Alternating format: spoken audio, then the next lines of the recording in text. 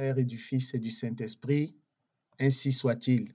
Shalom, bien-aimés frères et sœurs dans le Seigneur. Je vous adresse le shalom.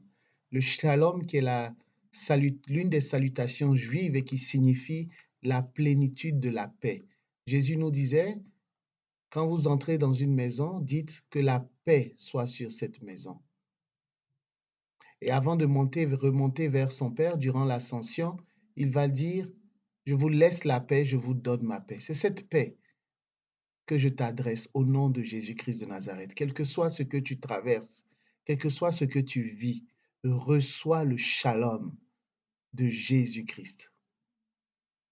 Nous sommes aujourd'hui le samedi 23 janvier 2021 et nous méditons un court extrait de l'évangile de Jésus-Christ selon Saint Marc, chapitre 3, versets 20 à 21.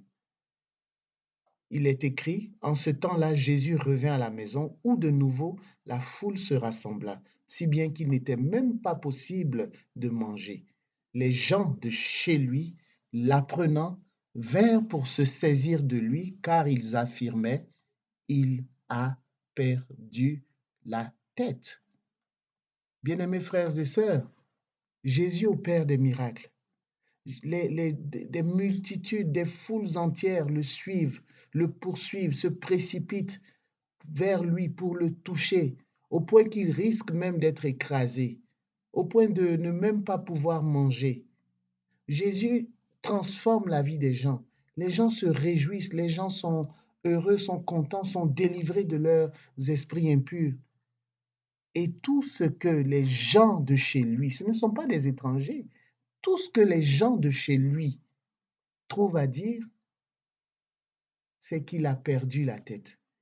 Curieuse réaction, curieux commentaire. Opère-t-il des guérisons parce qu'il a perdu la tête? Est-ce que les aveugles voient parce qu'il a perdu la tête? Est-ce que les sourds entendent parce qu'il a perdu la tête? Pourquoi ne pas se focaliser sur le bénéfice, le bonheur, le bien-être que Jésus apporte dans la vie des gens plutôt que sur lui, sa personne? C'est une grave erreur que nous aussi, bien-aimés frères et sœurs, dans le Seigneur, nous commettons. Sans vouloir me comparer à Jésus, bien-aimés frères et sœurs, en 2006, ma vie spirituelle a connu un tournant important. Auparavant, je n'étais qu'un, et je le dis sans fierté aucune, j'étais un chrétien du dimanche. J'allais occasionnellement à la messe. J'étais baptisé depuis l'âge de 11 ans, mais je ne vivais pas vraiment l'appel du baptême, ma vie de disciple ou de missionnaire. Et en 2006, beaucoup de choses ont changé. Ma vie a été transformée parce que j'ai rencontré véritablement Jésus. J'ai fait une expérience avec Jésus vivant. Je te le dis aujourd'hui, Jésus est vivant.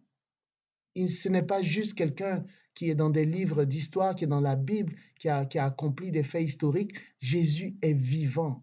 Il est le même hier, aujourd'hui et éternellement. Alors, à cette période, j'ai cessé, par exemple, d'aller en boîte. J'ai cessé, mon discours a changé. J'ai cessé, par exemple, de vivre dans une sorte de débauche où je pouvais avoir plusieurs copines à la fois. Beaucoup de choses ont changé.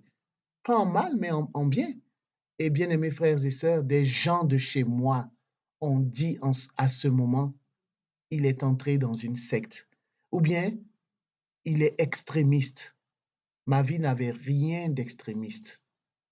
Absolument rien. Ou le seul extrémisme que ma vie manifestait est que j'avais changé. J'avais fait un revirement à 180 degrés dans plusieurs aspects de ma vie. Alors, bien aimés frères et sœurs, si Jésus a été de Jésus, on a dit des choses aussi difficiles. Si de Jésus, on a dit des choses méchantes, des choses pour le persécuter, ce n'est pas de toi et moi que les gens ne diront pas des choses.